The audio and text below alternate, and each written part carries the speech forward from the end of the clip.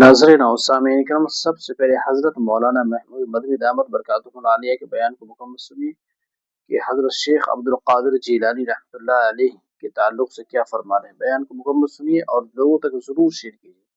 हजरत शेख अब्दुल कादिर जीलानी रहमतुल्लाह अलैह से किसी ने पूछा, हजरत कहाँ हर वक्त इसी में जिक्र अस्कार में मजलिसों में आप लगे रहते हैं, बस कोई और काम ही नहीं है आपको, इसका मकसद क्या है?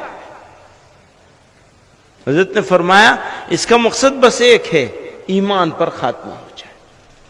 सारी कोशिश और जिद्दोजहद का एक ही तकाजा, एक ही उम्मीद है बस कि किसी तरह से जब मरे तो अल्लाह का नाम लेते हुए दुनिया से जाए।